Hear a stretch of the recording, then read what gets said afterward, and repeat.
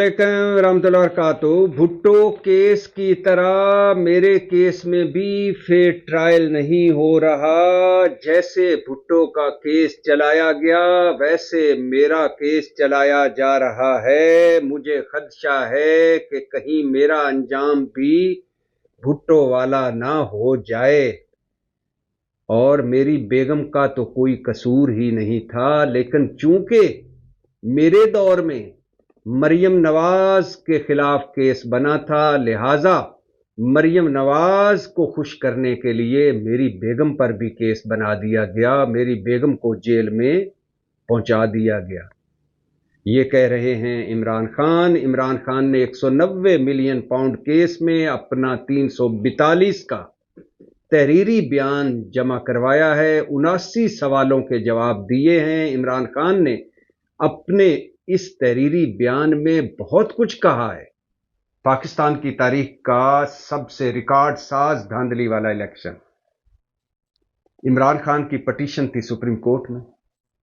आईनी बेंच जो हुकूमत का बनाया हुआ है जस्टिस अमीनुद्दीन की सरबराही में, उसमें इमरान खान की ये पटिशन, ये दरखास्त समाअत के लिए मंजूर हुई। समाअत शुरू हुई। हामिद खान रोस्ट्रम पर आए और हामिद खान ने फरमाया कि मुझे नोटिस ही नहीं मिला इस केस का, तैयारी नहीं कर सका। अगर आप मुनासिब समझें तो सर्दियों की छुट्टियों के बाद यह केस लगा लें। आप अंदाजा करें कितना बड़ा इशू है। जाली इलेक्शन, जुर्लुज़दा इलेक्शन और पाकिस्तान तहरीक इंसाफ का सबसे बड़ा मसला कि हमारा मैंडेट छीन लिया गया।